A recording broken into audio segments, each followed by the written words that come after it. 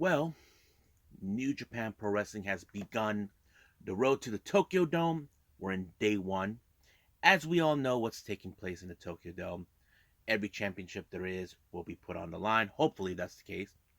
And of course, we cannot forget day three, the historic at New Japan versus Pro Wrestling Noah. But that's enough of that.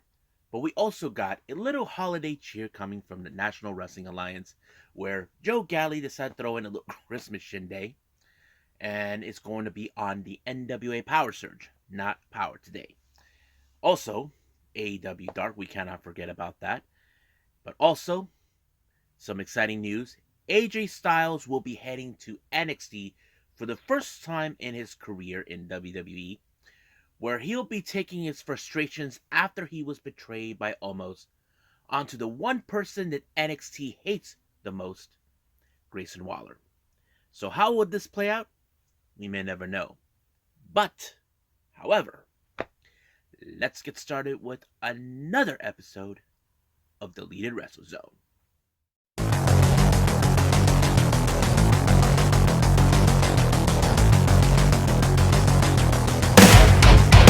Are you ready? Get up, get up! Get up, get up! Get up, get up! Get up, get up! Get up, get up! Get up, get up!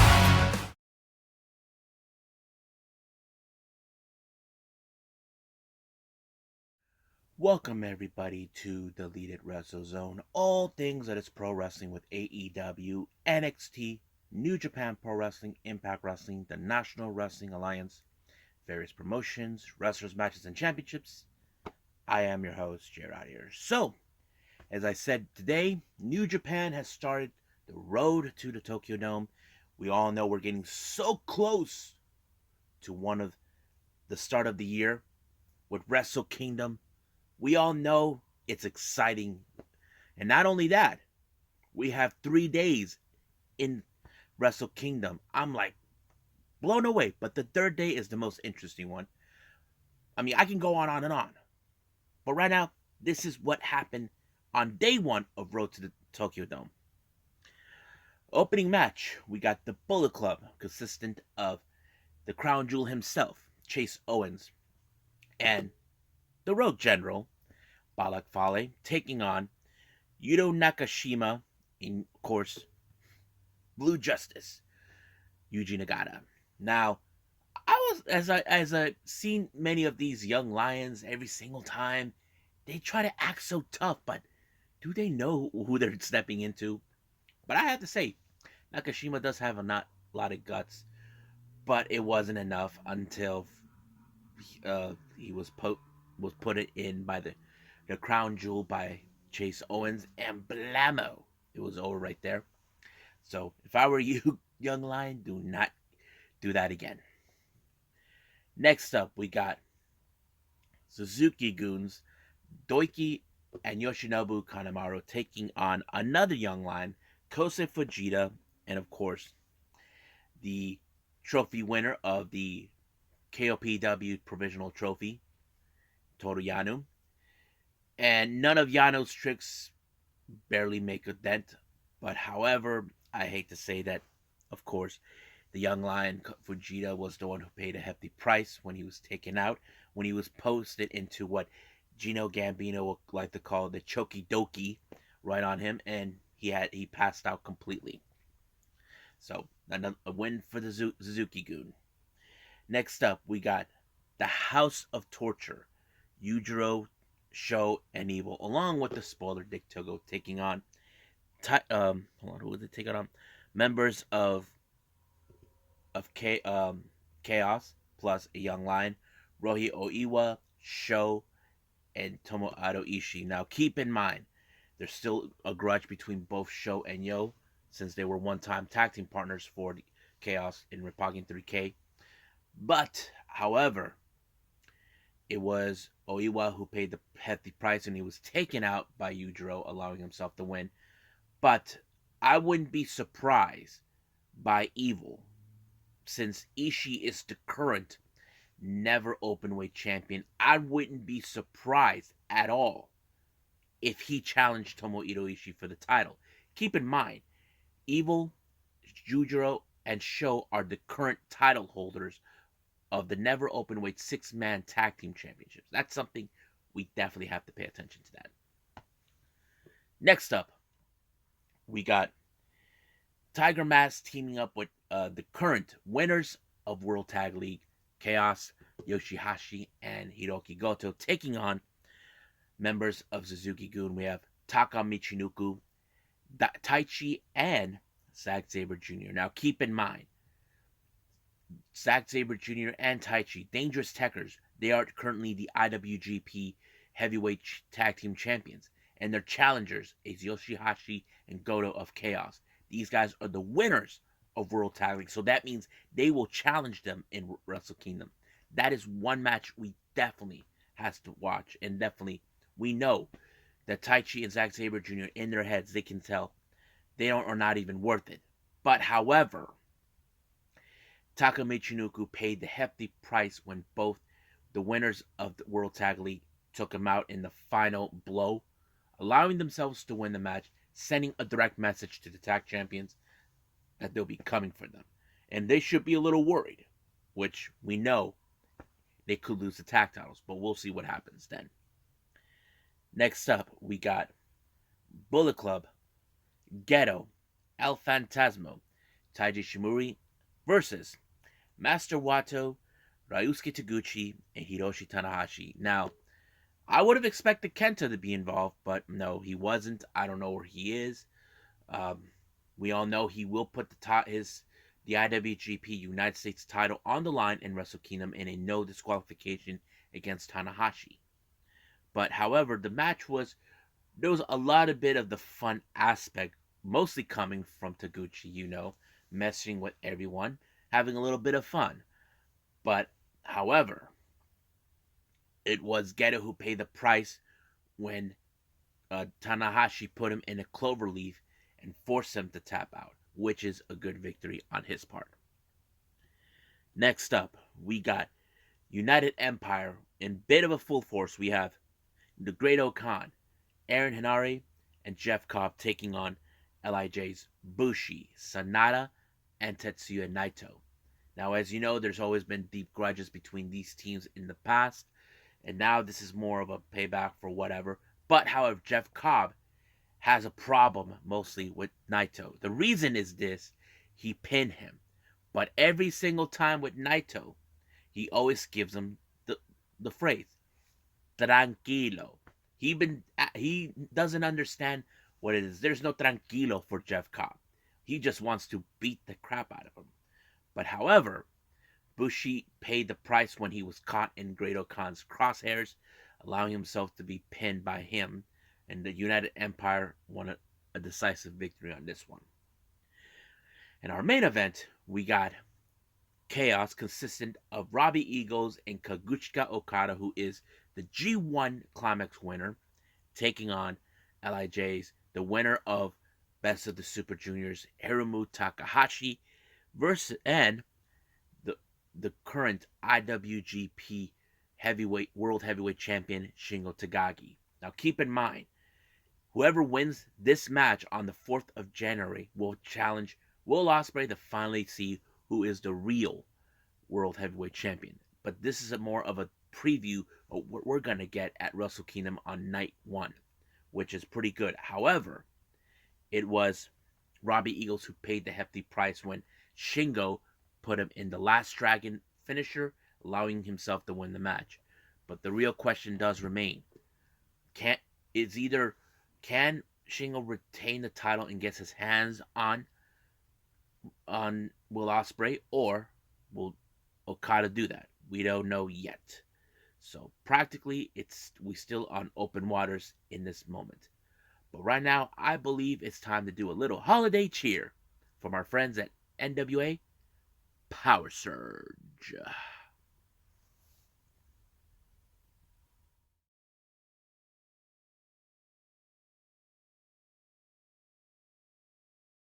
Well, it's the night before Christmas. Well, no, never mind that. NWA PowerrrSurge, as you know, Joe Galli did a little shindig in his. He said it's a replica of the booth where he does his commentary, and I thought it was like okay, interesting story. But however, they did throw in some matches. Like there were small percent chance that could happen. Now the question was, when will that happen? So they only had three, and these are wrestlers you may or may not have heard. First match is Gable Jake versus Captain Yuma. Now Captain Yuma, I've seen him on certain occasions in NWA, but also maybe 5% chance outside of the NWA. That depending on who is booking him or where he's booked at or whatever. But it was a case in this one more like David versus Goliath. But it seems like to me Yuma was the fan favorite with the spectators, and of course, the only advantage he has is his speed. But Fable Jake, he's mostly the one who has the strength. But the real question plays out in story wise in this: who does have who will come on top, strength or speed? But in this case, it became speed when Yuma actually pinned him. So it was a very interesting dynamic, but Yuma got it done. Next match, we have Russ Freeman taking on Jaden Roller. Now, Jaden Roller was the guy who challenged Tim Storm in a no disqualification match, but much of this time, he seems like he was distracted over Tim Storm, basically trying to get into his head. But Tim Storm is like, he needs to pay attention. You know, if he wants to get a shot of the television title, he needs to pay attention. And it's true. Don't worry about Tim Storm. He'll pay attention to you, but you need to pay attention what goes on in the ring. And I think that's what the main focus they're telling about Jaden Roller. He's focusing, he wants Tim Storm to notice him, to show him, like, he's still an old dog or something. I don't know. But he was able to walk out when he pulled off his finisher, and boom, 1, 2, 3. And that was pretty much it. And that is Good Night Irene. Our final match is Deontay taking on one half of the Fixers, Jay Bradley.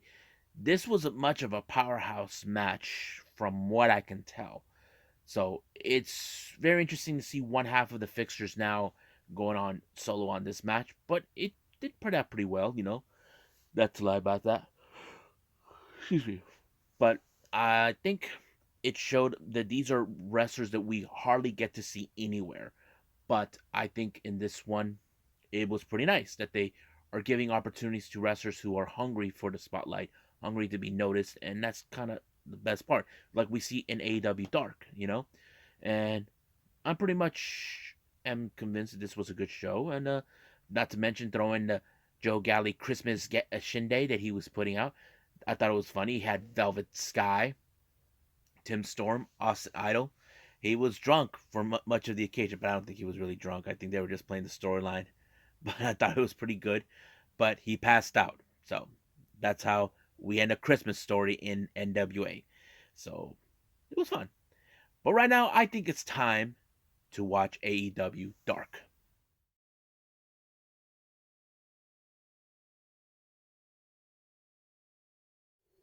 Okay, we got AEW Dark. So they gave us about 13 matches, which they were pretty good ones. I think there's some that were really fun to enjoy.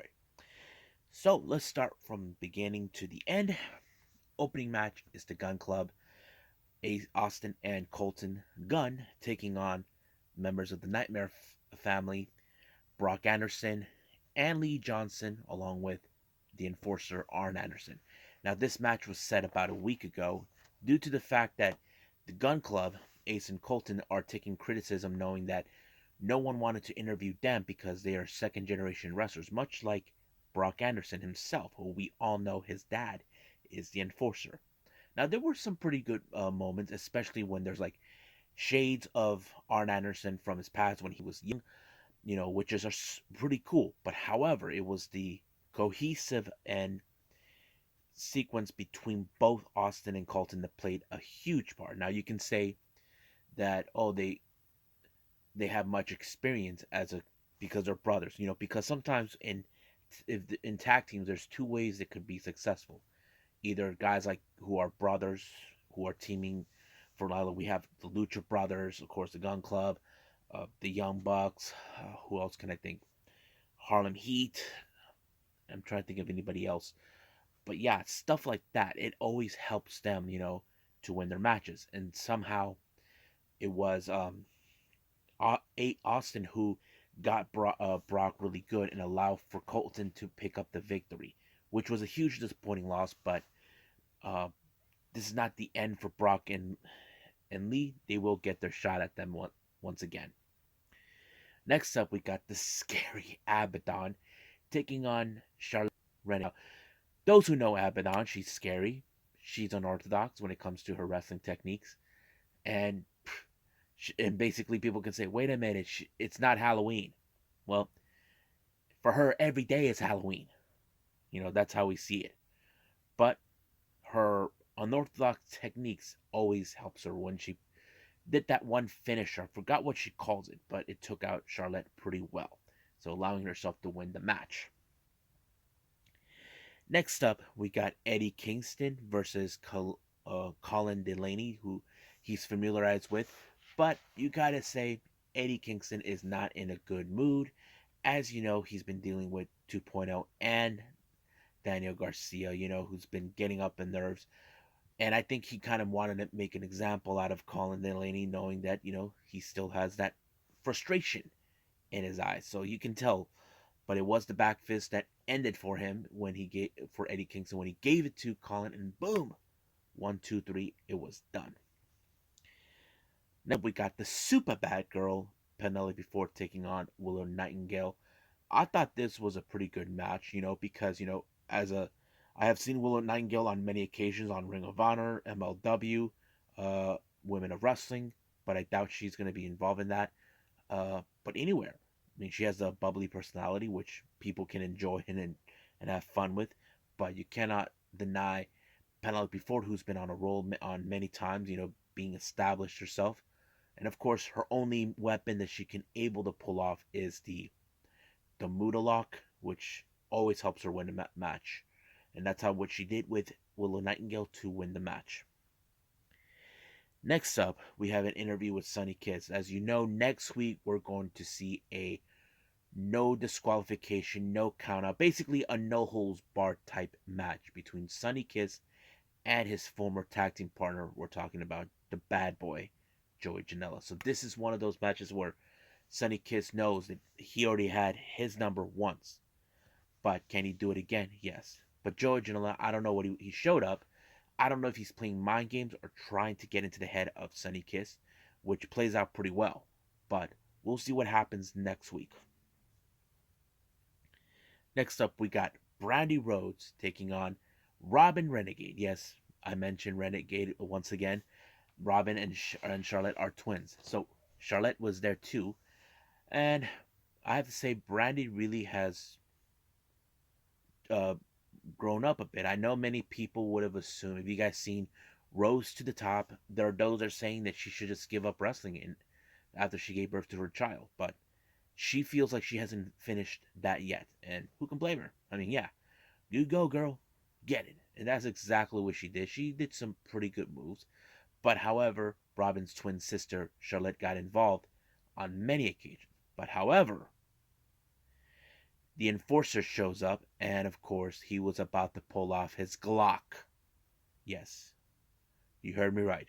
Not the real one. He pulls it out, and Charlotte had no other choice but to leave. But it gave Brandi enough breathing room to take out Robin when she put her in an amazing submission where she grabbed her like in a crossfade, like twisting her legs in the back. I'm like, what an amazing submission. I don't know where she got it from, but it was good.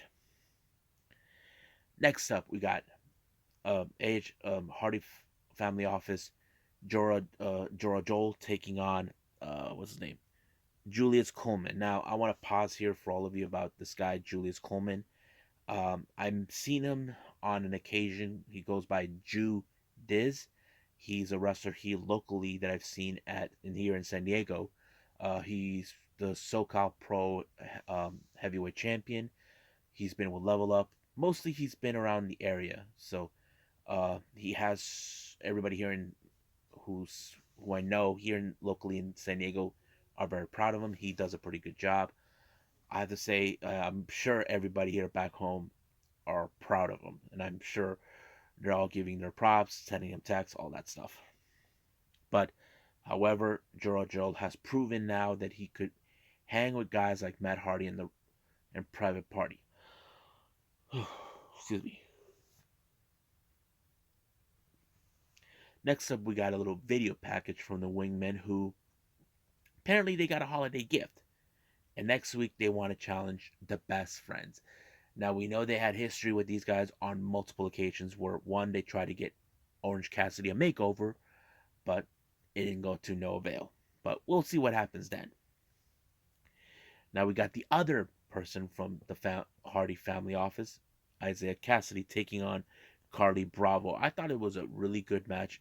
But of course, Joel shows up, decides to get himself involved to help Isaiah Cassidy. But Carly Bravo was able to hold his own, but Isaiah Cassidy was just too much for him and allowed himself to win the match. Next up, Kiera Hogan taking on, what's his name? Charlys Royal. I thought this was a very fun match because Royal, she was singing opera. I just couldn't stop laughing because there were some moments where like, Wah! I just couldn't stop. I know the commentators couldn't stop laughing. It was so much fun. But of course, Kiera Hogan, she did one of her own. But from what I saw, it was amazing. I think it was pretty good. And it was that one kick that gave Kiera Hogan the win for this one to put away Charlys Royal out. But like I said, this match was fun.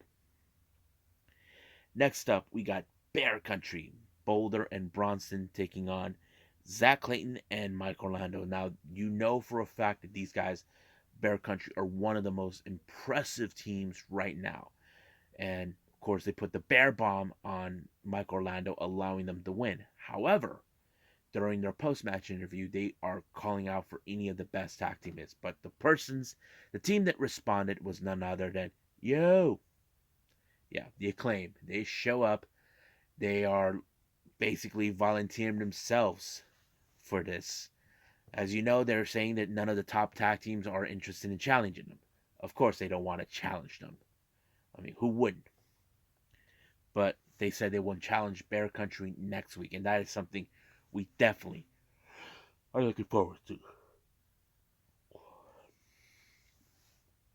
Next up, we got Dark Order number 10 along with -1 taking on Leroy Patterson and Howdy.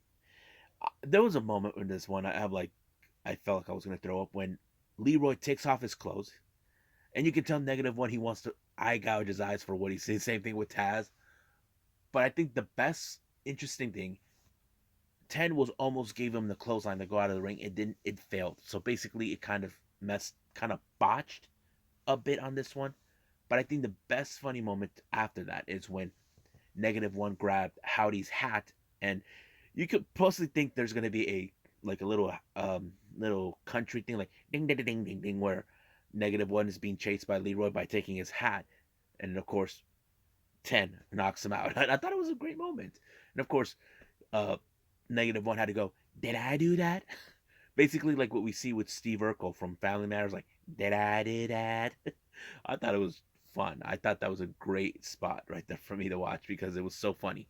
But however, Leroy ended up in a full Nelson lock, and he passed out completely, and ref called for the match, allowing for 10 to pick up a very good victory. Next time, it's time to stir it up. Red Velvet taking on La Rosa Negra. Basically, this is a really interesting intimidation match. As you know, these two ladies are about the same type of ethnicity. Basically, the same Hispanic cultures, what we have seen so far. And I thought it was pretty good. But of course, Red Velvet, who is one of the top stars, one of the most amazing up and coming stars in AEW, has great experience, and not to mention ending it with the final slice, giving Red Velvet a very good victory. Next up, we got the Captain Shawn Dean against Lucas Chase. I feel Shawn Dean has been one of those wrestlers we have to keep an eye out, because there's no doubt that he is one of the future wrestlers that could break out very big in AEW. And I think that's pretty good. Not to mention he's a former Navy sailor, and that's a definite plus for everybody. But that's what I like about Shawn. He picked up a very good victory on this one. And finally, we got Serpentico taking on Matt Sydal. Now, this was a very funny match. And not to mention, you have to deal with Luther screaming most of the time. Even Taz got annoyed with the whole thing. Like, he felt he got a headache. But it was Matt Sydal who finished him off with an amazing pinfall. And that was pretty much it. So I have to say, like I said, there was some good matches, some good moments, laughter. I just enjoyed it. So that's what people can say, but Dark is boring. Yeah, but you gotta enjoy it when you can, because if you don't, then what then? So I think that's pretty much it what I got with AEW Dark, and I believe it's time. It's time to review NXT 2.0.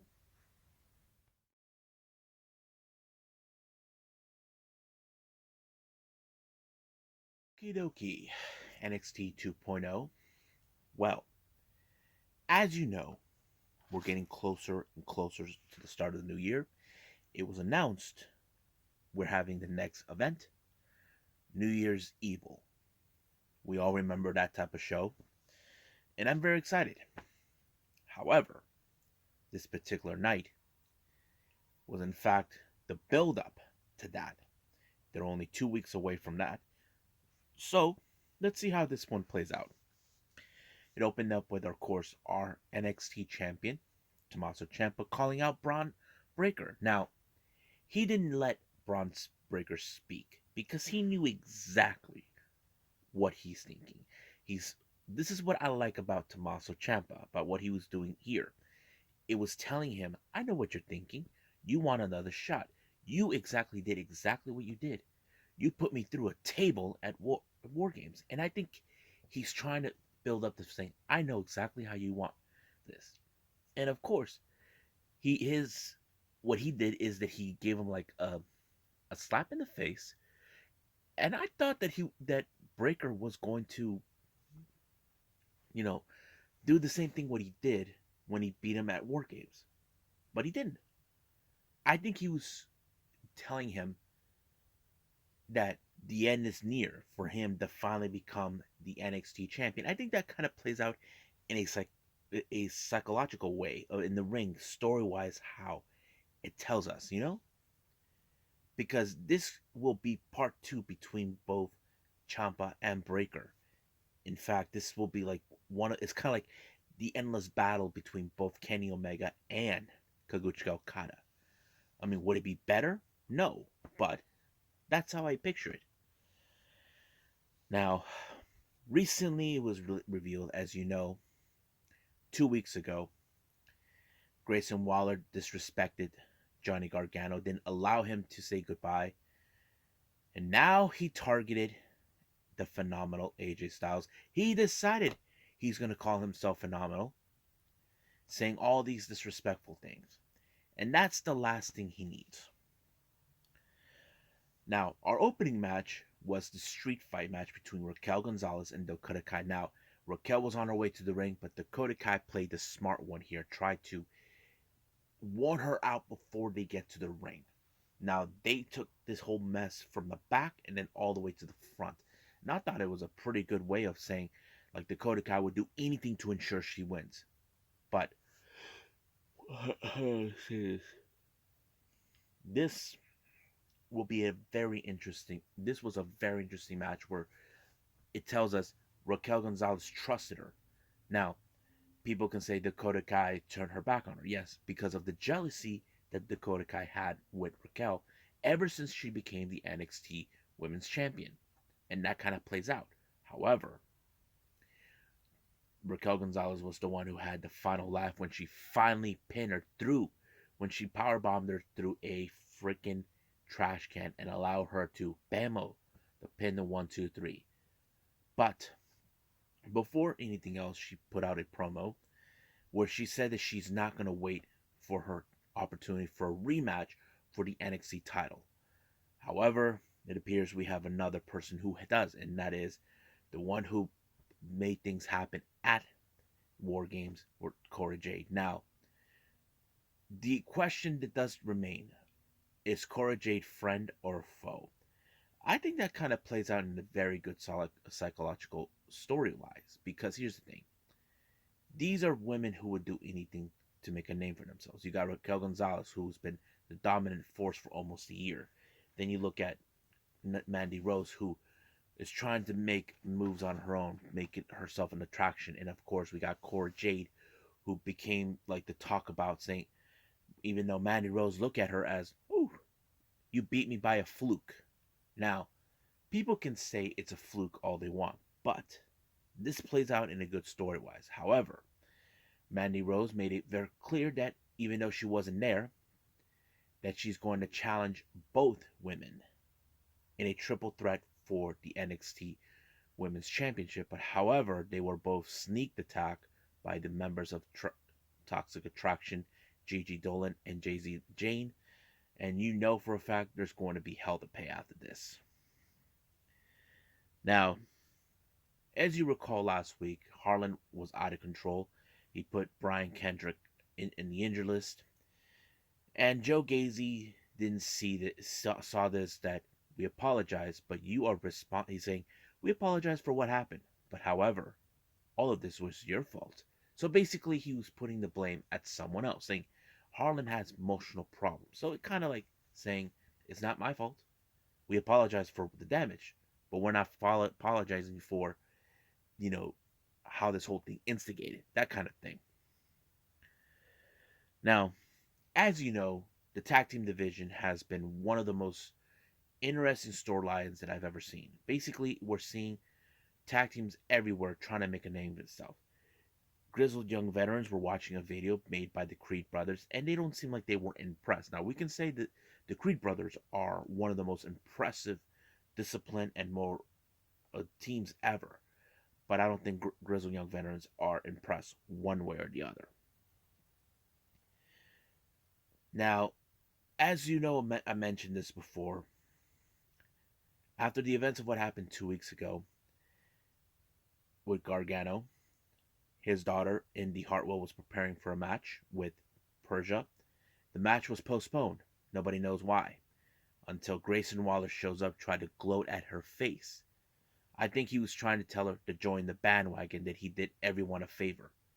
But Gargano's always been like the one person that Indy always count on. So this time it was more like this. But however, that's when Persia told him that he needs to worry about is AJ Styles coming to NXT. Now he seems like a bit worried, or he thinks he's a joke. I don't know. You name it. Now let's get to the most interesting match: Grizzled Young Veterans versus the Creed Brothers. This is more of a who is the most dominant force. Now these two teams it's more like who's going to be the lucky recipient to challenge them. Now during the match, Jacket Time showed up out of nowhere with their own table, and they turned it into a commentary table. And they were speaking in Japanese. Now, I don't know what they're saying, but I thought it was really fun. I mean, even the commentary team, they were saying, well, you can learn something from them. No, I can have them replace you. I thought that was great. But however, Jacket Time wasn't the only ones that were outside watching. So was Briggs and Jensen. They were all there. So I thought it was like interesting, but the match ended in no contest because Grizzled Young Veterans and inadvertently attacked Jacket Time, and then of course it became an all-out brawl between all four teams. So that kind of tells us who is going to be the one team that's going to challenge for the NXT Tag Team titles. But we'll see how that happens. Now, as we all know what happened to Dexter Lumis, Lumis is back for payback for what Trick Williams and Hayes did to him. They seem they're not scared, but Lumis, he knows how to find ways to scare people, regardless if they don't believe. His face just showed up on a monitor. I thought that was classic. Now, before the start of that match, Io Shirai and Zoe Stark, They showed up to get their usual treatment, massage or whatever. And then Legado showed up, try to act like they are the real stars. They get the first treatment. And then, of course, Io Shirai, we all know how pissed off she can get when it comes speaking the Japanese. She gets in the face of Elektra Lopez, who we all know, Elektra Lopez, if she can challenge Io Shirai, someone who we all know her reputation all too well. Now, let's get to the match between Dexter Lumis and Carmelo Hayes. Now, in this particular match, it was more of a payback. But however, Carmelo Hayes decided to stir the pot with Diamond Mine's Roderick Strong. As you know, Carmelo Hayes has declared himself as the A champion, while Roderick Strong declared himself as D champion. So basically, it's a battle who is the top.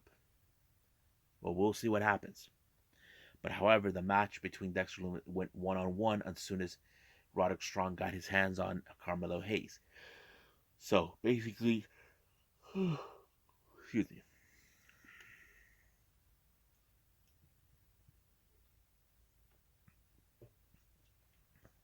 Basically, later on, the match went one-on-one.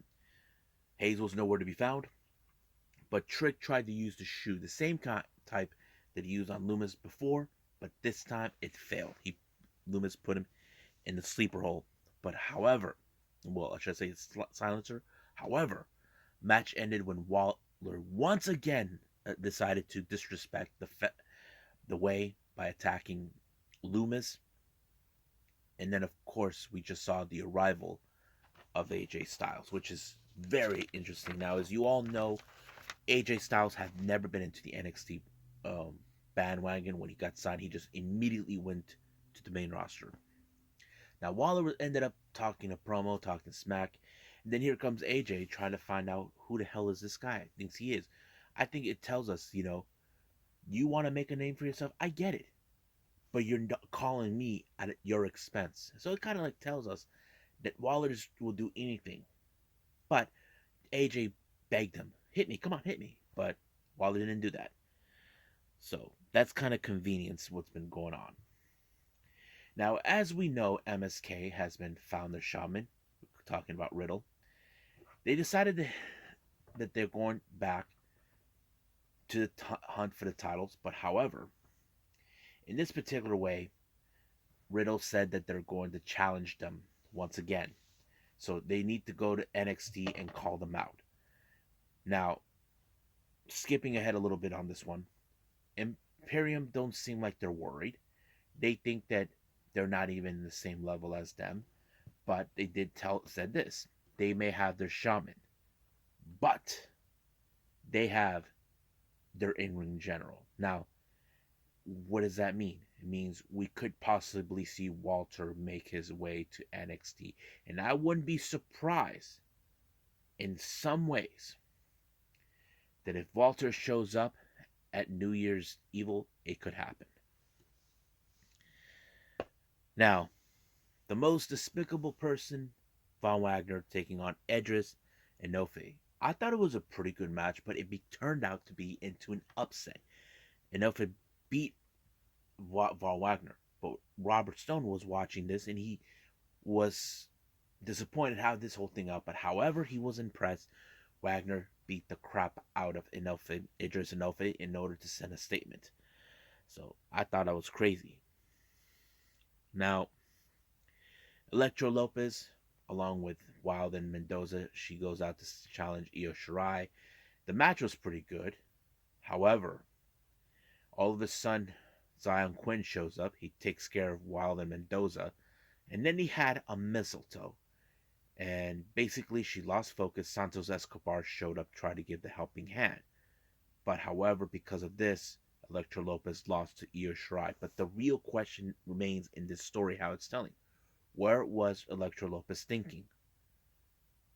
She's supposed to be the equalizer, the last piece of what Legado's supposed to be. What exactly is going on? I don't know. Now, I mentioned this before. Diamond Mine has issued a challenge. Turns out they want this into title versus title, winner take all. And that's the kind of match I think people want to see, because we all know that the cruiserweight division is not what it used to be. I don't know if the idea they might want to integrate both titles and call it something else. I'm not 100% sure on that. However, Hayes accepted the challenge because he will always tells everybody he doesn't miss. Now, Brian Kendrick, on the other hand, as you know, he's not. He says that he's been cleared, but however, he's returning as a wrestler and getting his hands on Harlan. I don't know if this is the right course of action, but I will see. Now, our main event, Tony D'Angelo versus Pete Dunne. I thought this match was so brutal, so vindictive, very dangerous. I would not expect it.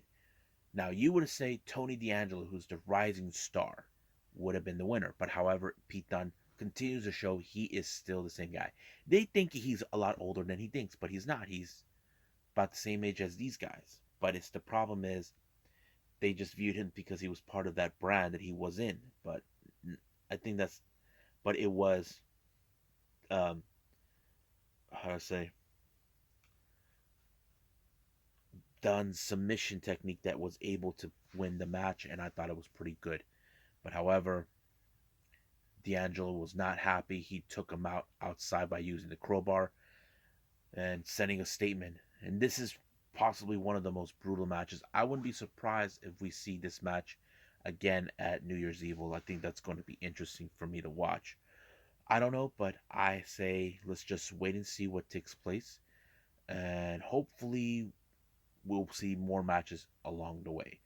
But I think right now, I think it's something I wasn't planning on do, but I think I should do it because it came around. Let's do some news updates.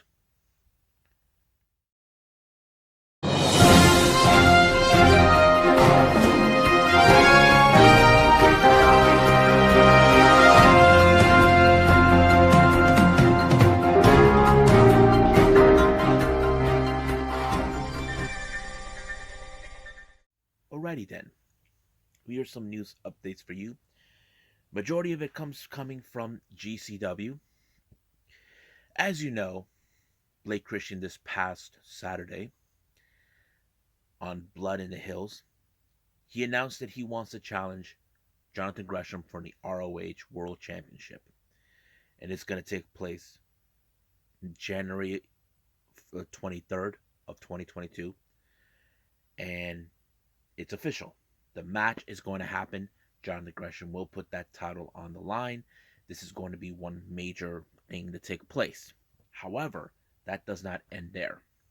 It was also announced that Ring of Honor, the voice of Ring of Honor, Ian Riccaboni, will be involved in this match, commentating that particular one for the ROH World Championship, and I think it was great. Now, keep in mind, he is not officially with GCW, but we do know that next month he will be in a tryout basis in New Japan Pro Wrestling, and I think I should talk about the guy, coming on my podcast. I will make a note to that because I feel we could talk about him and see what it says, but I can't wait to see it. Now, more on GCW coming up. It was later revealed for one of their New Year's Day's event that's taking place. For this, it was revealed Scotty 2 Hotty, who just recently was released by the company.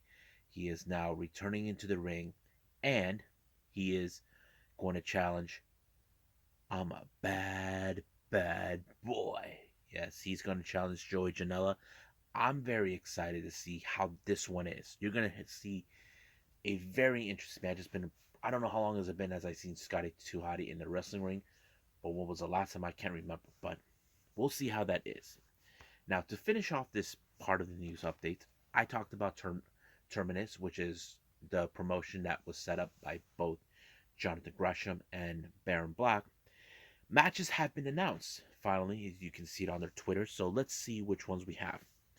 We got Eliza Hart versus Janai Kai, Moose versus Alex Coughlin, Jordan Grace versus Kiera Hogan, and this is for the Impact Digital Media Championship, which is going to be awesome. Lee Moriarty versus Jay Lethal. Dante Caballero and Joe Keys will be in a tag team against Hot Sauce Tracy Williams, and the Savage Heavyweight Fred Yehi will also be in this match. I have to say, this, like, very interested in this particular event. I think I want to see it. So I have to say the matches are going to be interesting, and I think the matchup is pretty good. I have to say it was pretty good. I think this is going to be interesting. So I think I mentioned Jay Lethal and Lee Moriarty. These two guys are in AEW. I'm like, wow. So I think that's pretty much it. I think I covered all for GCW. I think I'll speak more of this on my podcast, but I think we should call it a night because I'm a little tired, but let's do that right now. Well, I hope you guys enjoyed this episode, me reviewing all of this. I'm glad that New Japan is doing more shows now. We're heading to the Tokyo Dome real soon. Coming up, we got more on the road to the Tokyo Dome. Also, we got AEW Dynamite Holiday Bash. I'm excited for it. However, I will add a previous past event coming from British promotion Rev Pro, and this is going to be an interesting one to review. I'm almost catching up with everything else, but we'll see how that goes. But for now, I'll see you guys in the next DWZ time. Same DWZ channel. I must bid all of you adieu. So, goodbye. Mwah. And have a nice day. Bang.